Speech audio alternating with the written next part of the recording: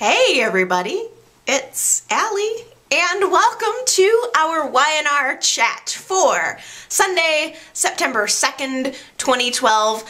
Hey, I'm glad that Phyllis finally told the truth to someone about the entire Dr. Reed situation, but at the same time, I'm a little annoyed that it was Ronan. Why wasn't it her husband? Why wasn't it someone in her family? Ronan started putting the pressure on Phyllis. He showed up at her doorstep this week and dusted around for fingerprints and let her know that either she tells him the entire truth about what happened with Dr. Reed, if she was associated with his death in any way, or he's just gonna go get a forensics team and snoop around and find the evidence all on his own. And really, she caved pretty easily. She told him everything. She didn't leave out any of the details. She just spilled her guts to him, and it was actually a little bit too easy, I felt, to convince her. And I guess I just don't understand why she chose to confide in Ronan and why Ronan is protecting her. It doesn't entirely make sense to me. In fact, when Phyllis was telling him the story of Dr. Reed's blackmail, she mentioned about how not only did Dr. Reed want money, but he also wanted sex from her. Ronan had this moment of getting all protective of Phyllis, and he even said something like, "Oh, he's lucky he's dead." The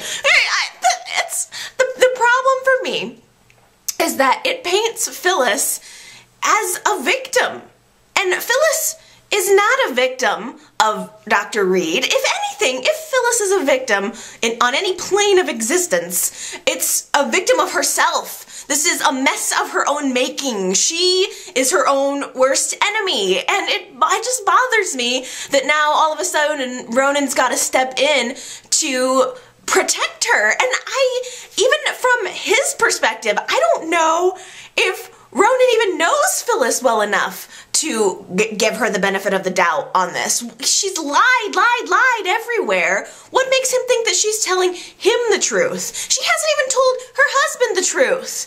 So I don't understand where all of a sudden Ronan is getting this protective and complete trust in Phyllis feeling. It doesn't entirely make sense to me. They slept together a few times. I don't feel like Ronan and Phyllis ever really connected emotionally or mentally. I mean, don't get me wrong, the sex was awesome. I love the sex, but screwing a few times, even if it was the best sex in the world, wouldn't make me help cover up a murder for someone. Phyllis tells Ronan the entire story, and rather than just going through the channels of the law, which is everything we know of Ronan's character is consistent, that he is by the book, he likes the law, he wants to follow the rules. Now all of a sudden, he has to bend the law to protect Phyllis. He was ready to destroy evidence or to divert the police from finding evidence, that rug that Kevin so slyly disposed of. Yeah, right. And just for Phyllis, Ronan is ready to risk his entire career. I don't know why nobody was even questioning him being on the case in the first place. Everybody knows he was sleeping with the main suspect, so it totally throws his character into question. I'm surprised that no one else has thought of that, and in Genoa City has thought of that and decided to throw him off the case. It was only a few months ago in YNR time that he was sleeping with her. Ronan, I don't understand you. I'm sorry to say, I just don't understand you right now. I had such high hopes for Ronan's return onto the show, and now I'm feeling confused by him yet again, and I want more. I demand more from Ronan. He is such an untapped character.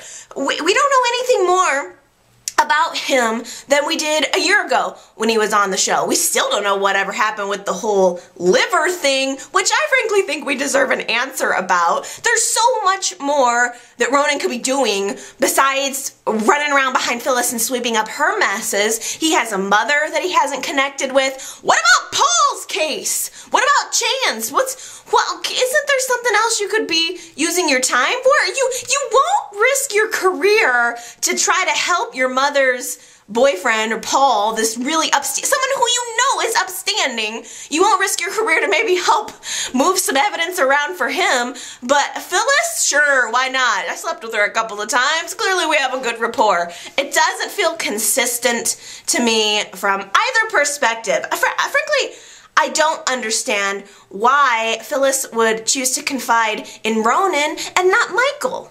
Phyllis and Michael have a long-standing history together. Ronan, even though she slept with him, Ronan still, to me, feels a little bit dangerous. Ronan still feels like someone who I would have incredible, passionate sex with, but that I would be a little afraid of. And whereas Michael is someone who Phyllis has always been able to trust. Phyllis and Michael have always had a good relationship, including way back at the time when she was getting involved with Danny and Dr. Reed did the 20 years ago mess. They were friends back then. So why not now? Why not confide in Michael now? He's given her opportunities, and sure, Michael wouldn't probably risk his career to cover up her mess, but he certainly would be able to tilt the investigation a certain way. I'm sure he would appreciate a little bit of honesty.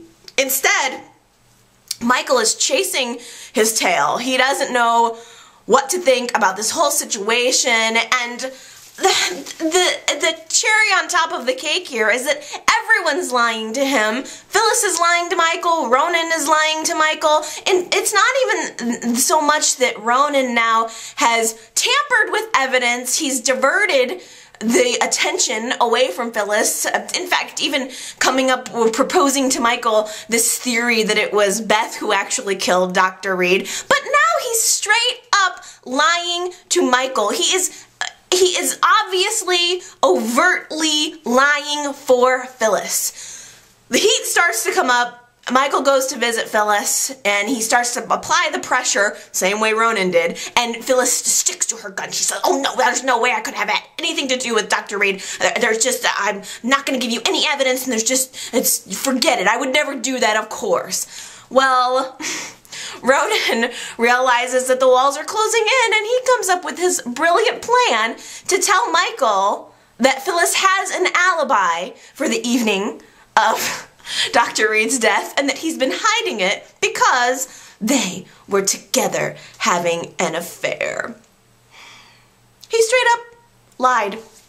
Straight up lied to Michael, to the police, for Phyllis. And it doesn't feel consistent to me. I don't know what you guys think. What do you think about this new development in the Phyllis storyline? I don't know if it's going to help Phyllis. I don't know if it's going to just ultimately get found out and hurt them both. I would hate to see Ronan pay for Phyllis's mistake. That would just break my heart. But yet at the same time, I know that Phyllis is not going to want to go through with this lie. I think Ronan did it as a knee-jerk reaction, and from the previews of Monday's show, it looks like Michael is going to try to force Phyllis to confess to Nick. I don't know why exactly. I don't know why Michael is trying to cause problems, or if there's a bigger, I don't know what his perspective is there, but I think he's going to give her an ultimatum saying, either you tell Nick that you were with Ronan that night, or I'm going to. Which Phyllis is not going to do. She is not going to go through with that lie. I will be shocked if Phyllis goes to Nick and confesses that she was with Ronan that night. That would be totally out of her character as well. I don't know, even to save her own butt, if she would tell Nick that she cheated on him, because I think the one thing Phyllis is holding on to more desperately even than her freedom is Nick. She doesn't want to lose Nick, and I think she would do anything to keep him, so I can't see her blowing open this whole lie. But I don't know. Michael is also threatening her pretty big time. Michael is making me sad right now. Everyone in his life is involved in this murder, or not murder, I'm sorry, this mystery, what he thinks is a murder, and no one's wanting to tell him. He's sniffing around the issues, getting close to the issues, but never quite getting to the root of the story. So Beth Dr. Reed's girlfriend, played by Brett Butler, who I really like Brett Butler, by the way. I just think she's playing it so sweet. I've always liked her. I just think she's funny, and she's got a real sensitivity in there that just is breaking my little heart every time she talks about her friend who is dead now. So she IDs Kevin as the encyclopedia salesman, and it ripped my heart out the way she was saying, "You killed him, you killed my Timbo." But at the same time, people don't seem to want to believe her story because she's said that so many other people, she's identified a whole slew of people, and Kevin is just the latest. I'm so annoyed even that Ronan said to Michael, "Do you even believe her? How can you even believe her?" When he knows the truth now. Ronan is trying to deflect, he's trying to deflect attention away from Phyllis by pointing the spotlight onto Beth, who has done nothing here. Gosh, at this point, I have more sympathy for Beth than I do for Phyllis. What the heck is up with this? And Michael, I feel sorry for Michael as well. I think Michael confronted Kevin about this encyclopedia salesman. It was kind of a funny scene, actually. He just walked up to Kevin and said, "What do you know about encyclopedias?" And of course Kevin lied. Of course Kevin lied. I think he wants to tell the truth, but Phyllis in fact is in his ear telling him, "We're fine, don't make it any worse, don't tell Michael, don't tell Chloe, don't tell anyone." So Kevin just comes up with this lame lie about his whereabouts on the evening of Dr. Reed's death, says that he had car trouble. Initially he was out all night not being able to get his car fixed, and then all of a sudden he changes his story and says that someone, just a good Samaritan, came by and fixed his car real quick, and he was up and on his way again as soon as Michael started asking him where he got his car fixed. "Do you have a receipt? Do you have a bill? Can you prove where you were?" "Oh no, it was a good Samaritan, just fixed it real quick." The lamest lie in the world. And Michael straight up said to him, "You're not gonna like how it feels having me on the opposite side. At this point, you've lied to me, and I'm sorry, but if you've done something wrong, I'm gonna have to come after you too. I gave you an opportunity to be honest," which Michael has done with everyone in his life. He's given them opportunities to be honest, and they've just lied to him straight out, and Kevin is no exception to that. What I think is gonna be Kevin's bigger problem is the fact that he's lied to Chloe. Chloe is no idiot here. She knows that her man is lying. There's something up with him. He should be focusing on tag and grab, and all he's thinking about is, he's clearly distracted. He's thinking about so many other things. And Kevin had this, again, moment where he had the opportunity to tell Chloe the truth, and Phyllis calls on the phone and convinces him not to. And Kevin, again, just comes up with another lame lie just to tell Chloe, "Look, I had nothing to do with this. Everything's fine. I don't know what's going on. I don't know why everybody's blaming me." And I can't imagine that Chloe is buying it. Her senses, her spidey senses are tingling. She knows something is wrong in her world, and I think she's gonna go try to figure out what it is. And when she finds out that Kevin is lying to her, she's not gonna stand for it. This relationship is not gonna last long. I just cannot help but wonder if Kevin's lie about his involvement with Phyllis and covering this whole thing up and refusing to confide in her when they're supposed to be partners is gonna be her last straw, which I'm gonna be honest with you. My instinct and my hope is that that's gonna lead this storyline into a place where I really, really can't wait to see it, which is I'm hoping that Chloe just leaves Kevin and runs right back into Ronan's awaiting arms. I like Heather and Daniel. I really, really do. I like that they're opposite yet complementary. He likes rock, she likes jazz. They're different in every way, but somehow it just works. I think they're cute together. I think she is cute. I like new Heather a lot. I can't believe it. Finally, thank you, Y&R, you did this right. I like the new Heather. In fact, I think I like this Heather more than I like Daniel, to be honest with you. I'm feeling her in every scene, and Daniel's alright, but I just wish he'd do something different with his hair.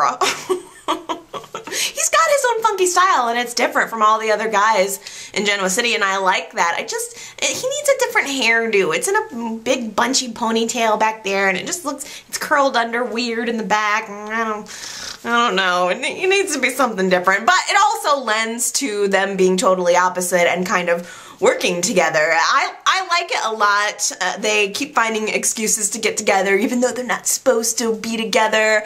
Phyllis is going to have a cow if she realizes that their relationship is still on, and I wonder if the heat continues to beat down on Phyllis. I wonder if she would be willing to blow this whole thing up with Daniel and Heather to save herself, to save her own hide. I mean, the DA having a relationship with the suspect's son is a little shady. I like it, but it's a little bit, it's naughty, and that's why I like it, but it's not proper. Heather shouldn't be doing that. It's not really the right thing to do, and I think that that might be the type of situation that would get Heather kicked off the case, possibly kicked out of the DA's office, and that could help Phyllis prove some kind of impropriety within the investigation. I mean, for all anybody knows, Heather could be trying to go over to Daniel's house to get evidence. She could be trying to get into his life to get evidence, or vice versa. He could be up in her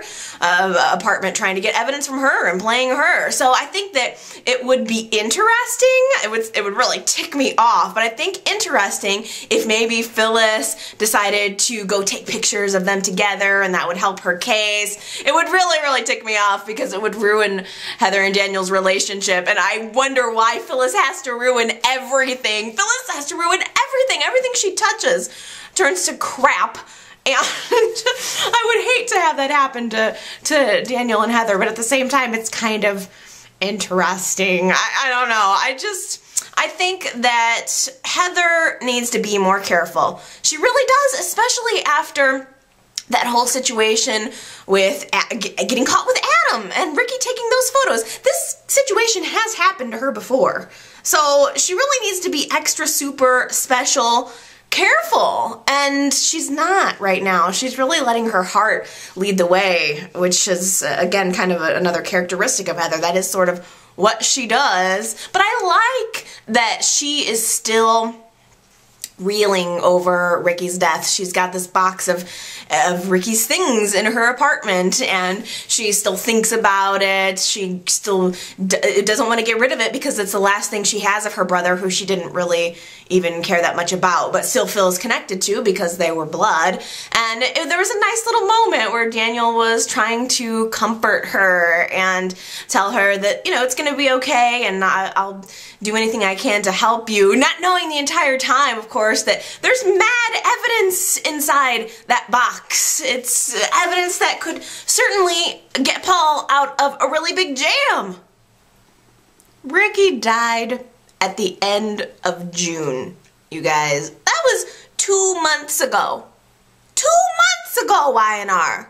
You've been dragging this storyline out. We're just now getting to the point where we're getting some evidence to try to get Paul out of this. It's too long. It's been too long. They should have been focusing on this the whole time. Finally, Paul and Avery have a meeting with this guy who helped tip Ricky off that the guy who died, the other friend who died that was going to give Paul evidence, they're going to talk to him to try to get information out of him. And I'm thinking, why didn't Chris do that? Why haven't they been trying to meet with this guy over the last 2 months? Instead, they're just meeting with him now in the dingy bar. They're trying to get evidence to establish Ricky's character, to try to corroborate the fact that he had something to do with that other guy's death thing. I can't remember his name, but just they want to prove that Ricky has a history of being a horrible murderous fiend, and hopefully that will help get Paul out of this situation that he's in. Oh yeah, facing murder charges, but the guy doesn't want to budge. He doesn't want to talk, and in fact, the guy starts hitting on Avery a little bit. Paul flies off the handle. Paul just was raving. All of a sudden, he jumps up out of his seat, puts the guy in a headlock. Damn, it was intense. I liked Paul. So why we need more Paul. I like this storyline. I just cannot believe it's been dropped for as long as it has. But leave it to Paul to get the information that he needed to get. The guy starts spilling his guts, saying that Ricky did indeed kill Rachel. He killed his ex-girlfriend, and the guy knew all about it, and that's why he was scared of Ricky, didn't want to come forward, blah, blah, blah, blah, blah. And the most important part, tips them off that Ricky recorded the death of Rachel. So I don't know if they've exactly put together 2 and 2 yet, but the seed is planted that the videotape is out there, and that's going to be the piece of evidence, I'm sure, that's going to help Paul. That in combination with the knife. They really need to find the knife. Where is the knife? I read a couple of weeks ago that Yvonne Zima is back taping scenes as Daisy. So I can also assume, I'm going to assume that the knife is going to come back into play as well. They will probably have her come forward and confess that she stole the knife from the scene of the crime. And also, I think that will, the knife is going to absolve Paul of the crime, and the video of Ricky killing his girlfriend is going to absolve Paul's guilt. That's how I think it's all going to be wrapped up with a nice little bow. But my bigger issue is, I think, and I'm holding on to this because I really want this to be the twist, I think Ricky faked his own death and used Daisy to get in there and take the murder weapon. And why else would she? What reason would Daisy have for removing the murder weapon from the scene? Because we all know somebody did it. It was either Ricky or Daisy. There's just no other way around it. So what other motivation would she have except for trying to help Ricky enact this whole plan? Ricky is getting the revenge he wanted. Paul is suffering. That's what Ricky's wanted all along. I want to believe that Ricky is alive, and there's just been so much talk about him lately. Just Heather talking about him, Paul talking about him. There's just a part deep down inside of me that is just screaming, I want Ricky to come back. I cannot believe that I'm the only one who likes Harmony and Neil. Every time I talk about them, it seems that everyone comments they're not into it, they're not feeling it, and I'm falling for it hook, line, and sinker. I loved the scenes this week of them playing basketball and talking about how they were in high school and just getting to know each other. That's the element that I think has been missing. There's been that sexual attraction between them and the naughty factor, but they really haven't gotten to know who the other one is. And so I thought it was nice to see that this week. But on the other hand, there also was a scene where Neil and Harmony go for lunch at Glowworm, and Tucker and Sophia are there as well. And Neil and Sophia have this moment where Sophia makes a really good point about Harmony, and I think she successfully planted a little bit of a seed of doubt in Neil's mind when she said, Neil, I know that, you know, if you and Harmony work out, that's really great and I'll be happy for you, but don't close your eyes to her past. And I thought that was a really good point. Harmony is a former addict, and really once you're an addict, you're always an addict. She does have a tendency to relapse, and even if she doesn't relapse with drugs, she relapses with sex or by acting out. So I think that was a fair remark by Sophia. What are we even gonna do with Sophia? I wonder. She didn't take the job in New York. She's working back for Tucker. She is saying on the surface that she's fine with Neil and Harmony's relationship, but you know she's gritting her teeth in the background. So I'm just wondering still, what are we gonna do with Sophia? And how is Crystal Khalil leaving the show gonna affect that? Like, what's happening to the Winters family? Question mark. Now, while Neil and Sophia are having that conversation, Tucker corners Harmony. Tucker is, he's making me sick. I have gone from really liking him to just being sick with him right now. He corners Harmony when she comes back from the bathroom and tells her that he wants to hire her. He wants to give her a job. And of course, he tells her she's going to be making twice as much money as she is at Restless Style. And I think Harmony actually really enjoys her job at Restless Style. But there's probably a part of her, too, that is tired of struggling, worrying about money. And there's probably also a part of her that wants to be a part of Neil's world. Neil has always been Mr. Stiff Shirt, always been Mr. Corporate Man. And I think there's probably a part of her that wants to be able to blend in his world a little bit more. Maybe be able to go to functions with him. So I think that might be appealing to her, working at a corporation with Tucker and getting to know those ropes and getting to know those people and making a little bit more money. The problem is Tucker only wants to hire Harmony so that he can keep her under his thumb. That's what he does. He likes to keep people under his thumb. He is doing it to Genevieve, and now he's doing it to Sharon too. Has it not even occurred to Sharon, what is in this for Tucker?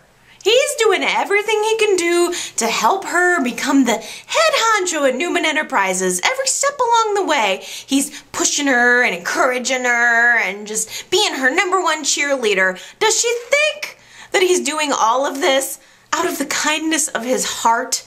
I don't think so. I can't believe that she's not even thinking through what Tucker's motives might actually be. He's doing everything for her. He arranged this interview for her, and the interviewer was supposed to write this really wonderful piece about her. It was a total fluff piece, making her look so good. The interviewer guy, in fact, owed Tucker a favor, so the interview was going to be so amazingly glowing of a review for Sharon. When it comes out, the review is a pan. It's awful. They called her the corporate Grim Reaper. Give me a break. Tucker's interviewer did owe him a favor, and he did exactly what Tucker wanted him to do. Wrote a hit piece on Sharon. I can't believe she's not putting two and two together on this. She's not a stupid person. I don't think Sharon is stupid. I think she's very smart, very capable. So I don't know what the heck she could be thinking. She's focusing so much time on doing all these interviews, talking about what she wants to do for the company, laying out her plans for the company, but she's not actually doing a thing. She's not doing anything. She's never at the company. All she is doing is talking about what she's gonna do. It's ridiculous, and it just makes me completely agree that she's lost her marbles. She's out of her mind. She's totally just operating on fumes at this point. The best thing I thought this week was the fact that Catherine finally stepped in. I'm so happy for that. As soon as Catherine showed up at the ranch, by the way, didn't even knock on the door, just waltzed right on in. I thought, leave it to Catherine to get to the bottom of Sharon's bullish. It needed to happen. And I was so glad to see Catherine just say to her, hey, you're playing the part of Victor's widow here. You're not trying to look for him. You're not trying to do anything. You need to just annul this marriage and be done with it. But who Catherine really needed to be talking to was her son. She needs to talk to Tucker, and she did. She told him, Catherine knows. She just knows. She knows that he's up to something. She's probably the one person who is always a step ahead of Tucker, which I really like. And she said to him, you need to stay out of this. I'm aware of your relationship, and you need to just back off. And I really liked that. Although I had to mention to you guys, especially during that scene with Sharon this week, I'm wondering if any of you guys had trouble understanding Catherine a little bit. Maybe it's just me, but I thought maybe she was a little slurry or something. I was really kind of had to struggle to understand her lines. I feel really bad for saying that, and it made me feel bad, but she seemed slurish. I don't know. You have to let me know if anybody else noticed that. Oh, makes me sad because I love Catherine. I want more Catherine. Maybe she was just having an off day. I'm gonna hope for that. Because everybody has to get in a couple of jabs at Sharon. Everybody wants to either talk to her or jab at her or try to at least talk some sense into her, get her to compromise. And Nick tried once again to do that this week, which ended up resulting in Sharon firing him, which I think we all saw coming a mile and a half away. I'm surprised she didn't fire Victoria too, but the main point here is, first of all, yeah, Sharon, firing Nick, that's going to really help the stock. That's going to really help your image. But more importantly, Nick actually had this moment where he said to Sharon, "Did you do something to get rid of my dad?" Where he actually really truly started doubting her. He doesn't even see any glimpses of the woman he once loved. Now all he sees is this evil villain, and he asked her, "Did you do something to get rid of my father?" And Sharon, best line of the week. I mean, I laughed out loud uproariously at her saying, "Yes, Nick, I pushed Victor off of his horse, stabbed him, and then got him out of the way. And that was just before I ran off into the shadows and said, "Mwahaha."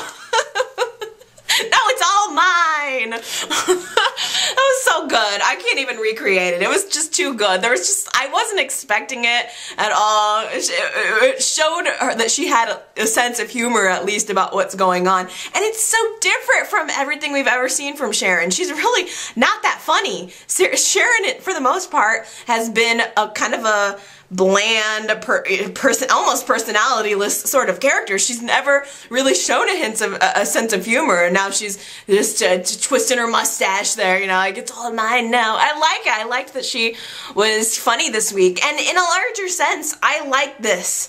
I do actually like this, where it's headed. Actually no, revise. I don't like where it's headed. I like where it is now.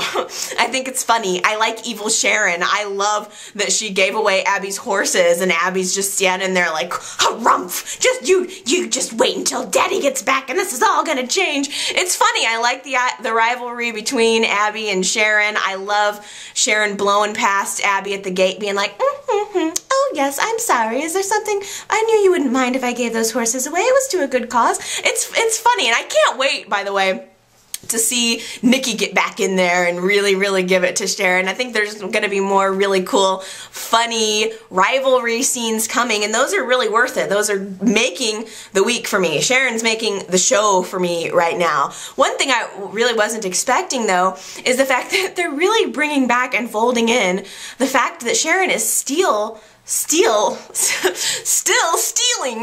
She's still stealing. And she steals weird little random things too. It's usually jewelry. She stole Chelsea's lipstick at one point. She stole, this week, Kyle's driver's license. And she opened up Summer's purse and took out some concert tickets. That Summer was looking forward to going to a concert with Fenn, and Sharon looked in Summer's purse, took the tickets, and she put them all into this little box. Sharon's little trophy box of stolen things. It's weird. It is really, truly disturbing. It's like she puts them into the box just ever so delicately. She has them all arranged very perfectly. I mean, I don't really even know what to think about it. It makes me uncomfortable. I think the only thing I can think really is that I imagine that Sharon feels good taking things that don't belong to her. That's what she's doing right now. Newman Enterprises doesn't belong to her. She enjoys taking things from people and getting away with it. It's almost as if everything that's going on at Newman Enterprises is just a larger scale version of the little stealing she's been doing all along. It's always been little things that nobody's gonna miss. That's weird, stealing a driver's license. I mean, that's just gonna be an inconvenience for Kyle, but it's almost a little microcosm for the larger plan that she's doing now, and I think that she likes it. I think she gets a rush from that, and I think eventually someone is going to stumble upon her weird little box of stolen goods, which is not going to be difficult to do considering everyone comes and goes through that main house just as they please. I mean, Catherine walks in without asking. Summer's in there without ringing the doorbell. Who knows where she even came from? People come and go, Nick, Victoria, from that house all the time. Someone is going to find that little box and connect it, especially now that Sharon fired Nick. He's ticked off and he's ready to move forward with Avery's plan to file papers to have Sharon committed or proven insane. It's not going to be hard to prove the I word that she's insane. It's actually going to be pretty easy, I think. And Nick wants the company back. Nick's willing to do anything, and so is Victoria. In fact, Victoria and Nick called this emergency board meeting this week and told everyone that their plan was to try to ambush Sharon and just ask her politely to step down. They thought of everything, kind of knowing that Tucker is in on it, which is not hard to see as much as Tucker's been hanging around the ranch. And in fact, Nick made a really awesome point this week about why was Tucker there on the night of Victor's disappearance? He came to the ranch suggesting that he and Victor had some kind of secret meeting. It wasn't on the books. Victor wouldn't have made a meeting on his wedding night, I'm pretty sure. Why was Tucker there? So it makes you think, not only is Tucker involved, but how long has he been involved? What's going on? Could Tucker have had Victor whacked over the head or something? I'm not sure, but either way, Nick and Victoria are on to him.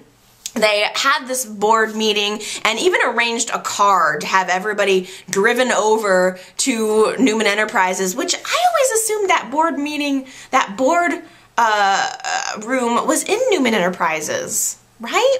Where's that boardroom then if it's not in the Newman Towers? I don't get it. But somebody please tell me, because I really want to know that. I always assumed that was like down the hall from Victor's office, but apparently not. Anyway, they arrange a car to take them over to Sharon to ambush her, and so that nobody will have an opportunity to call, as a matter of fact, so Tucker won't have an opportunity to call Sharon and give her a heads up about this. They go, they ask her politely to step down. Sharon says, no. And Tucker steps out in front and says, what are we even doing? Let's just not rock the boat. Let's keep the waters calm.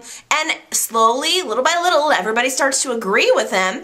Tucker just put a huge target on his back. Everybody knows what he's doing. Nick, Victoria, Catherine knows, Adam knows, everybody knows that he's behind this, and now stepping out and publicly supporting Sharon, he's putting an even bigger target on his back. He's got too much to lose here. I don't know why he's even, I don't know why he's being so obvious about it. I think everybody knows what Tucker is up to except for Sharon. She thinks that it's all fun and games, and after they had their little victory at the office, Tucker stops by the ranch again, and he and Sharon start to make out. Actually, let me revise that also. No, Sharon threw herself at him. What is this to you, Sharon? I don't understand. Her mind is so twisted, it makes no sense to me at this point. And Tucker, I think, had to literally peel her off of him, which says something. It says something big. Tucker never refuses sex. He is a sex hound, and he turned her down in the nicest way possible and still maintain his position, but he turned her down, which says to me, Tucker is not into Sharon at all. He wants Victor's company, not his wife.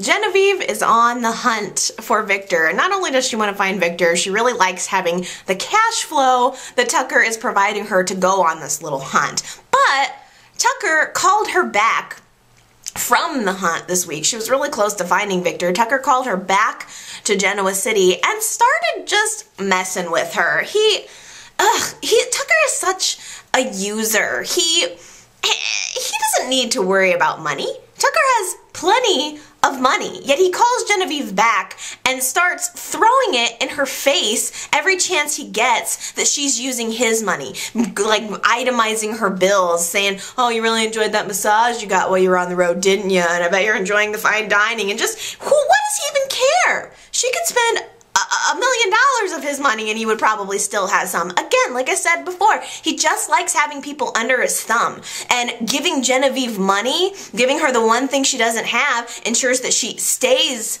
under his thumb. Tucker makes me sick. He makes me want to throw up. And I cannot wait to see Victor get back and kick Tucker's butt. That's what I really would like to see, is I want to see Victor kick Tucker's butt, and why not? Because Victor's kicking everyone else's butt. He's getting in fights everywhere. Every time he turns around, there's somebody who needs to get a butt kick, and it's like, what did I do on my summer vacation? I got in a lot of fights. That's every scene is Victor getting in fights. Ridiculous. Only this week it was somebody. Sister Celeste was trying to help. The guy didn't want the help, and he turned around and grabbed her, and Victor wasn't gonna have that. Oh no, Sister Celeste is the one person in his life that's helping him right now, and he wasn't about to let her get hurt, so Victor picks this fight with this one guy, becomes kind of a hero. I don't know, do you think it would be I think it would be kind of funny if Victor fell in love with Sister Celeste, if all of a sudden he was in love with a nun. To me, that'd be interesting. But the most important part here, Genevieve finally tracks Victor down. She sees him and she starts asking him questions. She starts assuming that he knows who he is and he's completely cognizant, but he really doesn't. Victor is either acting or he is completely out of it, because he has this moment where she's asking him all these questions and he doesn't get it. In fact, he even said to Sister Celeste, "I don't know anyone anymore." Sister Celeste had asked him if he knew Genevieve. They all kind of were there at the bar, and Victor said, "I don't know anyone anymore." And I am confused. I don't know. He's calling himself Christian. He introduced himself to Genevieve as Christian, and at the very end of Friday's show, he starts to wonder why Genevieve is asking so many questions, and just before she kind of leaves and gives up, he says to her, "Wait a minute, do you know me?" And it was very, very confusing. So I think he has to have bonked his head. He really has to have. I don't know why it has all of a sudden just erased his memory of being Victor Newman, but it has. I mean, everybody knows who he is except for him. And as a matter of fact, hot on Genevieve's trail is Billy. Billy is also trying to figure out what Tucker is up to, because Victoria has asked him to. So Billy ropes Kevin into hacking Tucker's phone and getting his text messages, and Billy was able to find out that Genevieve is sending a lot of text messages to Tucker from the port of LA. So Billy follows Genevieve out there to LA, and he gets an eyeful. All of a sudden he walks in the bar and the first thing he sees is Victor and Genevieve there, which is going to be good that Billy now has this information. I don't know if they're going to be able to talk Victor into coming back into Genoa City, or if he's going to insist on staying there. I don't even know if Victor is going to recognize Billy. Get ready for the big Nikki and Victor reunion, my friends, because it's coming. Victor doesn't remember, conveniently, anything about his life, doesn't know that he married Sharon, but I bet you he knows Nikki. I can bet you $1 million that as soon as he sees her face, he's going to know exactly who she is, and they're going to fall back in love, especially now that Nikki and Jack are officially severed. Jack packed Nikki's things and pretty much threw her out of the house. He even invited Kyle to come live with him, knowing that Kyle and Nikki don't get along, and that would be another incentive for not having her at the place. And which, just by the way, please, Kyle, don't front, alright? Kyle went to Jack's house telling him he didn't have a place to live because Sharon's a big horrible monster at the ranch and he's not really ready to stay with Eden, and maybe he can live with a buddy. Give me a break, Kyle. You went to the Abbott mansion with the intention of wanting to stay there with your dad. You've gotten used to mansion life. You're not gonna go sleep on a buddy's couch now. And I loved how you just played it like, oh, well, Jack offers to have Kyle stay there, and Kyle's like, oh, well, oh, I hadn't even thought about that. Please. Would you rather sleep on a couch or watch games on a big screen? I see right through you, Kyle Abbott. Nikki is back in town this week, and she pretty much went to go see everybody except Jack. She made a visit to Victoria, made a visit to Catherine. The last visit she made was back to Jack. You could tell she was regretting. You could tell she was dreading. She doesn't want to deal with the fact that she just blew her life up and found nothing. She's been looking for Victor, has found nothing. She's come up completely empty, and I think she was hoping that she was gonna have that falling in love moment with Victor, going to rescue him once again, and she didn't have that. Now she has to go back and face what she did to Jack, and she did do him wrong. I mean, I think she genuinely wanted to reconcile with him, but surely she cannot be surprised that he decided no. He decided against it. He told her to turn around and just go away. I mean, I think, as much as I love Nikki, I think that Nikki wants to have her cake and eat it too. Absolutely. She wants to stay married to Jack, but she wants to keep Victor on the side, just in case Victor decides that he wants her back. I mean, if Victor wanted Nikki back, don't you think that she would leave Jack in an instant to go back to Victor? That's exactly what she would do. And Jack knows that. Jack knows that too. He can't be surprised by this whole thing. And there was this big dramatic moment this week where all week Jack has been hearing that he's probably hit his plateau. He's not going to be able to walk anymore. He's probably, this is as best as he can do. And even Sarge is telling him he might not make any more progress. But no, Jack is moving on. He's determined to walk again, and he's falling all over the place, hurting his hand, can't make it happen. And then as soon as Nikki comes back, tries to reconcile with him, he musters up the energy and stands up out of his chair, turns around, walks away, and says to her over his shoulder, she says, "You can walk." And he goes, "Yes, I can walk, and I'm walking away from you." Dun dun dun dun dun dun dun dun. Big flourish of music. Nikki is, of course, like standing there like, oh my gosh, and Jack's just determined, walking away. I just imagine that Jack was able to take like, what, 5-6 steps, like maybe until he got out of Nikki's view, and then he probably just collapsed on the floor waiting for her to leave, and just imagine he left his wheelchair behind, so he's just like collapsed in the kitchen somewhere like, crap, Mrs. Martinez!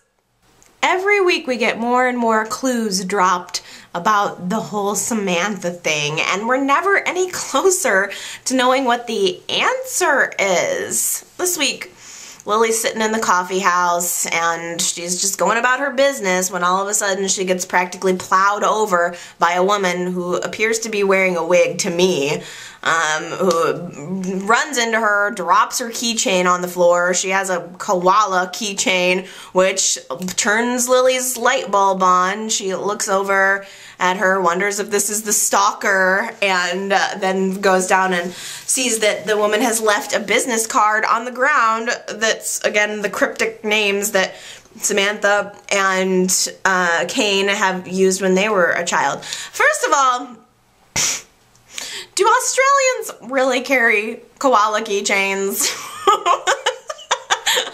This is the most important issue, because I know there are a lot of Australian fans of the show. Even if you're watching this 6 months behind, you'll have to leave me a comment, my Aussie friends, and let me know if you're actually carrying koala keychains around, or is that just what Americans think you do? Because I got a feeling that Australians aren't as into koalas as Americans are into Australians being into koalas. Whatever. The whole thing is, it needs to happen on, something needs to happen. Lily finally has her last straw this week, and she goes to Ronan and she asks him to help. I mean, it's got to have some kind of connection to Colin, or it has a connection to Kane's past, so it's got to be something. So she's hoping that Ronan can help, and I really hope so too. I don't think it's Genevieve doing it. The more I think about it, the more I don't even know if it's Samantha. It seemed like the person was wearing a wig to me. I don't know why she'd be messing with them. To me, it straight up seems like somebody is just messing with them. And to me, the main villain that's in my mind right now is Tucker. I just wonder if it's Tucker messing with all of these people so that he can get them onto his little chessboard in the places where he wants them. Okie dokie, my friends. Did I just say okie dokie? Okie dokie. That is going to do it for me for this week. Don't forget, no show on Monday. I'm not sure if it's because of Labor Day or a tennis show or something, but there's going to be no Y&R on Monday. It's going to be a short week next week. Don't forget, I think actually for once, probably at this very moment, I'm actually caught up with Canadian viewers. Awesome! So Canada will probably be, let's see, will Canada get their show on Monday then? Yeah, Canada will probably get their show on Monday. I don't know, but we here in the US will have to do without our Y&R for a day, but that's alright. That's alright. I am curious to know what you guys think about this week in the drama, in the comedy, in the everything that's going on in Y&R. So, why don't you leave me a comment? There is a text box below this video and you should use it. Leave one comment. If not enough space for you, leave another. Leave two, leave three. I love hearing from you guys. It's always interesting. You guys keep me on my toes. So leave your comments. I'll be reading and responding this week for sure. And I'll be back next week to chat again about our favorite show. We'll see what drama unfolds within the next week. Alright, you guys, I love you so much, and I hope you have a really good week, and I'll see you next time. Okay. Mwah.